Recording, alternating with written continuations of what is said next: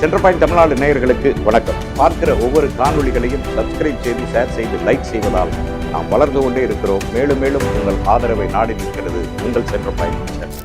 மே 4ஆம் தேதி ஆரம்பித்த தமிழக அரசியலின் திக் திக் நிமிடங்கள் 13ஆம் தேதி நிறைவு பெற்றதா, நிறைவு பெறவில்லை. தமிழக சட்டசபை வரலாற்றில் இதுவரை நடந்திராத அபூர்வ நிகழ்வுகள் என்ன? திமுக அரசின் மக்கள் நலத் திட்டங்கள் தொடரும் என முதலமைச்சர் அறிவித்திருப்பது முதலமைச்சரின் முடிவா அல்லது எதிர்கட்சிகளின் நிபந்தனை? 2026 சட்டமன்ற தேர்தல் தமிழகத்திற்கு ஒரு புது அனுபவம். மே 4ஆம் தேதி வாக்கு எண்ணிக்கை முடிவு அறிவிக்கப்பட்டது.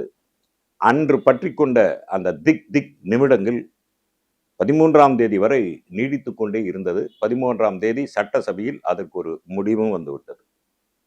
ஒவ்வொரு நிமிடமும் திருப்பங்கள் திருப்பங்கள் திருப்பங்கள் திருப்பங்கள் என திக் திக் நிமிடங்கள்னா தாராளமா அப்படிதான் சொல்லலாம். அதை ஆனா இன்றைக்கு முதலமைச்சராக பதவியேற்றிருக்கிற மாண்புமிகு விஜய் அவர்கள் இந்த மாதிரி திருப்பங்கள் நிறைந்த திரைப்படங்கள்ல நிறைய நடிச்சிருக்கிறார். அதனால இந்த திக் திக் நிமிடங்களும் கூட ரொம்ப சாதுரியமா சமாளித்தார் என்றுதான் சொல்ல வேண்டும். அப்படி சமாளித்ததன் விளைவு தித்திப்பாக முடிந்திருக்கிறது. இப்ப சட்டசபையில் 13ஆம் தேதி நடந்த நம்பிக்கை வாக்கெடுப்பில் 144 பேர் ஆதரவு தெரிவித்திருக்கிறார்கள். 5 பேர் நடுநிலையா இருந்திருக்காங்க. 24 பேர் எதிர்ப்பா வாழ்த்து தெரிவிச்சிருக்காங்க. திமுக நம்பிக்கை வாக்கெடுப்பில் கலந்து கொள்ளவில்லை, வெளிநடப்பு செஞ்சிட்டாங்க. ஆக இன்றைக்கு 144 பேர் ஆதரவுடன் ஒரு பெரும்பான்மையான பலத்தில் மாண்புமிகு முதலமைச்சர் விஜய் அவர்கள் தன்னுடைய ஆட்சியை தொடருகிறார் அப்படின்னு தான் நம்ம சொல்லணும். இப்ப சட்டசபையில நிறைய பேர் இந்த நம்பிக்கை வாக்கெடுப்புல பேசினாங்க, பல்வேறு கருத்துக்களை சொன்னாங்க. அதில் முக்கியமானது தேமுதிகவினுடைய பொதுச் செயலாளர் திருமதி பிரேமலதா விஜயகாந்த் அவர்கள் பேசும்போது, வெளிப்படையான ஆட்சியை கொடுப்பேன் என்று முதல்வர் உறுதியளித்திருந்தார். ஆனால் பட்டினப்பாக்கம் வீட்டிற்கு முகமூடி அணிந்த ஒருவர் சென்றார். அவர் யார் என்று சட்டசபையில் முதலமைச்சர் சொல்ல வேண்டும் என்று வலியுறுத்தினார். அதற்கு பதிலளித்த முதலமைச்சர் அவர்கள், இது குதிரை பேரத்திற்கான ஆட்சி அல்ல, குதிரை வேகத்தில் நடைபெறும் ஆட்சி என்று மிக சாதுரியமாக பதிலளித்தார். அதுபோல பல்வேறு கேள்விகளுக்கும் வெகு சாதுரியமாக முதலமைச்சரின் பதில் இருந்தது. இன்றைக்கு எதிர்க்கட்சி தலைவராக இருக்கிற மாண்புமிகு உதயநிதி ஸ்டாலின் அவர்கள் கூட 1,76,00,000 வாக்காளர்கள் உங்களுக்கு வாக்களித்திருக்கிறார்கள், ஆனால் 3,36,00,000 வாக்காளர்கள் உங்களுக்கு எதிராக இருக்கிறார்கள் என்று சட்டசபையில் பேசினார். அதுதான் ஜனநாயகம். யார் பெரும்பான்மையை எடுக்கிறாங்களோ அவங்க தான் ஆட்சி அமைக்க முடியும். ஜனநாயகம் வகுத்து கொடுத்திருக்கிற பண்பு அதுதான். ஆகவே இன்றைக்கு ஒரு பெரும்பான்மை பலத்துடன் முதலமைச்சர் விஜய் அவர்கள் தன்னுடைய ஆட்சியை தொடருகிறார். இதுல சுவாரஸ்யமான திருப்பங்கள் என்ன அப்படின்னு பார்த்தீங்கன்னா, அனைத்திந்திய அண்ணா திராவிட முன்னேற்ற கழகம் ஐயா எடப்பாடியார் அவர்களை பொதுச் செயலாளராக கொண்டுள்ள அனைத்திந்திய அண்ணா திராவிட முன்னேற்ற கழகம் இன்றைக்கு 2 பிரிவுகளாக பிரிந்திருக்கிறது. ஒன்று CV சண்முகம், SP வேலுமணி அவர்களின் தலைமையில் ஒரு போட்டி அதிமுகவாக உருவெடுத்திருக்கிறது. ஐயா எடப்பாடியார் அவர்கள் தலைமையில் ஒரு அதிமுக இயங்குகிறது.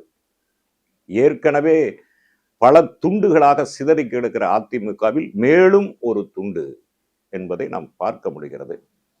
சட்டசபையிலே கூட தாவேகாவுக்கு ஆதரவாக 24 பேரும் 26 பேர் எதிராகவும் வாக்களித்திருக்கிறார்கள். சட்டசபையும் இன்றைக்கு தேதி குறிப்பிடாமல் ஒத்திவைக்கப்பட்டுள்ளது. இப்ப அதிமுகவில் நடக்கிற இந்த குழப்பங்கள், விடுதலை சிறுத்தைகள் கட்சி தலைவரான திருமாவளவன் அவர்கள் பாஜக ஆதரவு நிலைப்பாடு எடுத்தால் அதிமுகவில் இப்படியெல்லாம் குழப்பங்கள் வரும் என்று பல முறை எச்சரித்திருக்கிறார். ஆனாலும் ஐயா எடப்பாடியார் அவர்கள் பாஜகவை தன்னோடு கூட்டணி சேர்த்ததன் விளைவு இன்றைக்கு அதிமுக 2ஆக பிளந்து கிடக்கிறது. இதில் யார் அதிமுக தலைமை அல்லது இரண்டாக உடைந்திருக்கிற சிபி சண்முகம் வேலுமணி அவர்கள் தலைமை தாங்குவார்களா அல்லது ஐயா எடப்பாடியார் அவர் தலைமையேற்று அதிமுகவை நடத்துவாரா என்பது அவர்கள் பொதுக்குழுவை கூட்டி அதற்கு பிறகுதான் முடிவு செய்ய வேண்டும். அதிமுகவினுடைய பைலா பிரகாரம் அதிமுக தலைவராக இப்போது ஐயா எடப்பாடி அவர்கள் இருக்கிறார். அவருடைய முடிவை மட்டும்தான் ஏற்க வேண்டும் என்பதுதான் அதிமுக பைலாவில் இருக்கிற சட்டம். ஆனால் அதை நம் சபாநாயகர் அதை எப்படி எடுத்துக்கொள்வார்? அவர் எஸ்பி வேலுமணி சிவி சண்முகத்துக்கு ஆதரவாக இருக்க போறாரா அல்லது எடப்பாடியார் அவர்களுக்கு ஆதரவாக செயல்பட போகிறாரா என்பதையெல்லாம் போக போகத்தான் நாம் பார்க்க முடியும். இந்த நிலையில் ஐயா எடப்பாடியார் அவர்கள் சட்டசபையில் பேசும்போது ஒரு சார்பு அல்லது போட்டியாக உருவெடுத்திருக்கிறவர்களை முதலமைச்சர் அவர்கள் சந்தித்து பேசியது நெருடலாக இருக்கிறது என்று அதை குறிப்பிட்டிருந்தார். அதேபோல் தலைவர் திருமாவளவன் அவர்கள் எடப்பாடி பழனிசாமி அவர்களையும் முதலமைச்சர் போய் சந்திக்க வேண்டும் என்கிற கோரிக்கையையும் வைத்திருக்கிறார். ஆக அரசியலில் பெரும்பான்மையை நிரூபித்த பிறகும் கூட மறுபடியும் அந்த திக் இப்போது தொற்றிக் கொண்டிருக்கிறது அதிமுகவால்.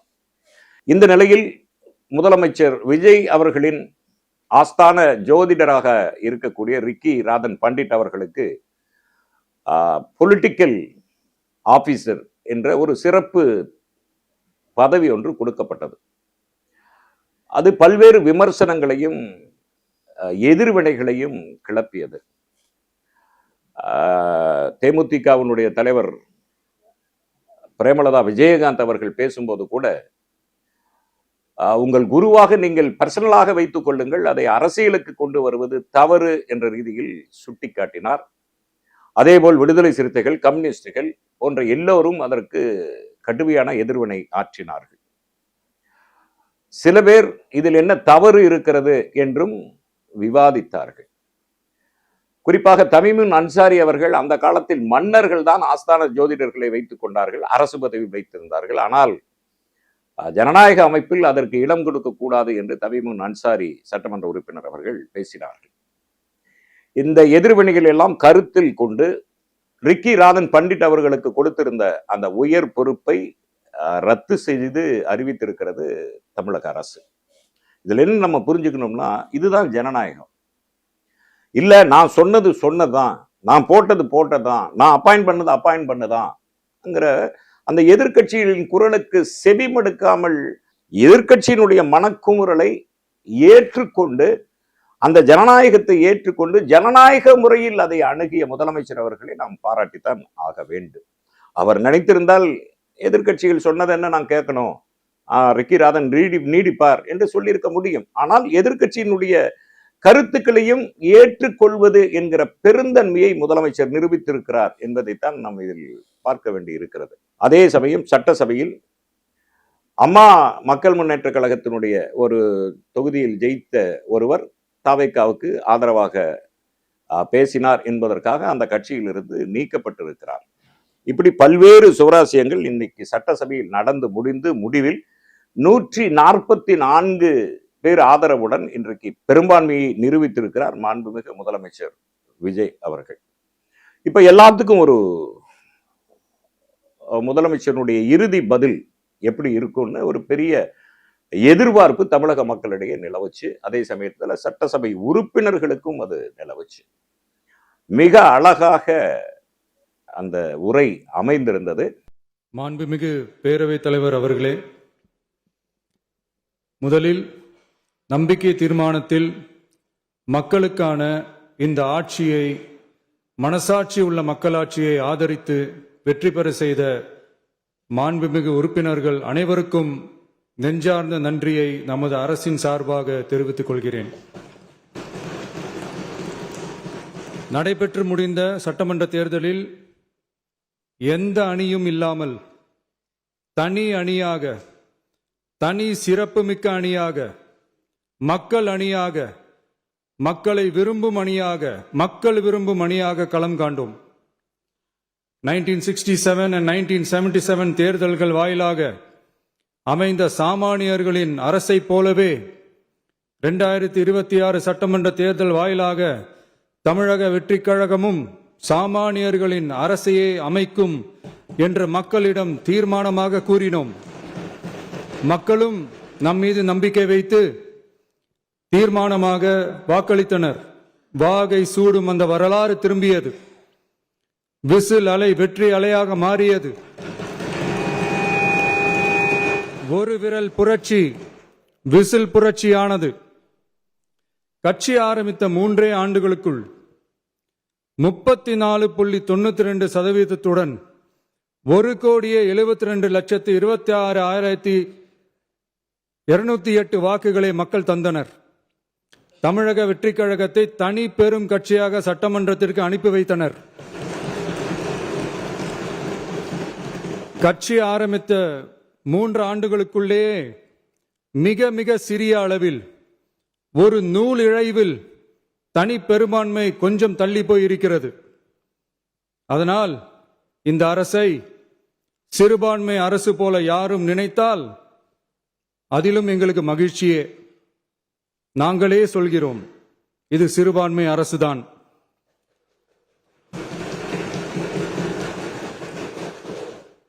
சிறுபான்மை மக்களுக்கான பாதுகாப்பை உண்மையாக நிலைநாட்டும் அரசுதான். அது மட்டுமல்ல, பெண்கள், குழந்தைகள், முதியோர்கள், இளைஞர்கள், அரசு ஊழியர்கள், ஆசிரியர்கள் மற்றும் உழைக்கும் வர்க்கத்தினர் என அனைத்து மக்களுக்குமாக அமைந்த அரசுதான் இந்த அரசு. அந்த நம்பிக்கை அனைவருக்கும் ஏற்பட்டதால் தான் இந்த நம்பிக்கை தீர்மானத்தில் அது நிரூபிக்கப்பட்டிருக்கிறது. இந்த நேரத்தில் இந்த மாமன்றத்தில் நமது அரசு சார்பாக சில உத்தரவாதங்களை நான் தர வேண்டும் என்று விரும்புகிறேன். தமிழக வெற்றிக் கழகத்தின் கொள்கை தலைவர்களான தந்தை பெரியார், பெருந்தலைவர் காமராஜர், அண்ணல் அம்பேத்கர், வீரமங்க வேலு நாச்சியார், மக்கள் சேவகர் அஞ்சலை அம்மாள் ஆகியோரின் வழிகாட்டுதலுடன் இந்த மக்கள் அரசு மனசாட்சி உள்ள மக்களாட்சியை தரும் என்று உறுதியளிக்கிறேன். சமூக நீதி, சமநீதி, சம வாய்ப்புடன், உண்மையான உறுதியான ஜனநாயகத்துடன், மதச்சார்பற்ற சமூக நீதி கொள்கைகளுடன் இந்த அரசு நடக்கும். அதில் சிறிதும் மாற்றமில்லை. நம்முடைய இந்த ஆழமான நம்பிக்கையை மனதார நம்பி வாக்களித்த அனைத்து இயக்கங்களின் தலைவர்களுக்கும், அந்த இயக்கங்களை சேர்ந்த மாண்புமிகு உறுப்பினர்களுக்கும் மீண்டும் நன்றியை தெரிவித்துக் கொள்கிறேன். எம்மதமும் நம் மதமே, எல்லா மக்களும் நம் மக்களே, இதில் வாக்களித்தவர்கள் வாக்களிக்காதவர்கள் என்ற பாகுபாடே இருக்காது. இது எல்லோருக்குமான அரசு. இது சாமானியர்களுக்கான அரசு. இது சாதி மத எல்லைகளை கடந்த அரசு. இது பாகுபாடு காட்டாத அரசு. இது பண்பாடு காக்கும் அரசு. இது பண்பட்ட அரசு. அரசியல் காரணங்களுக்காக யாரையும் எதற்காகவும் புண்படுத்தாத அரசு. இதையெல்லாம் போக போக புரிந்து கொள்வார்கள். எனவே துள்ளி எழுந்து பதில் சொல்வதை விட எதிலும் துணிச்சலுடன் செயலாற்றி வெற்றி பெறும் அரசு இது. பதவிக்காக, அதிகாரத்துக்காக அமைந்த அரசு அல்ல. நம்பிய மக்களுக்கு நன்றி கடன் செலுத்துவதற்காக அமைந்த அரசு. அதிகாரம் காட்டி மிரட்டும் அரசு அல்ல, அனைவரையும் அரவணைக்கும் அரசு. எவர் மீதும் வெறுப்பு காட்டும் அரசு அல்ல, எல்லோரையும் விரும்பும் அரசு. மக்களே முக்கியம், மக்கள் நலன் மட்டுமே முக்கியம். அதுவே எங்கள் ஒரே நிலைப்பாடு. எனவே மனசாட்சி உள்ள மக்களாட்சிக்கு ஆதரவளித்த அனைவருக்கும் மீண்டும் என்னுடைய நன்றியை தெரிவித்துக் கொள்கிறேன்.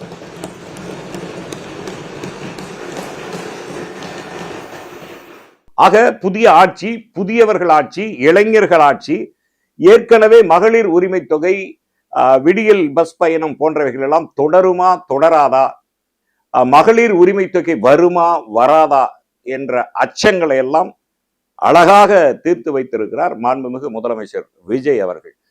ஏற்கனவே இருந்த மக்கள் நல திட்டங்கள் தொடரும் என்று தித்திப்பான அறிவிப்பை வெளியிட்டிருக்கிறார். நிலவி வந்த அச்சங்களை எல்லாம் போக்கி இருக்கிறார். ஆக பெரும்பாலான சட்டமன்ற உறுப்பினர்களின் கட்சிகளின் ஆதரவு பெற்று இன்றைக்கு ஆட்சியை துவங்கி இருக்கிற மாண்புமிகு முதலமைச்சர் விஜய் அவர்களின் நல்லாட்சி தமிழகத்திற்கு நல்லதையே செய்யும் என்று நம்புவோம். நன்றி. நடுநிலை தவறாத சென்டர் பாயிண்ட்.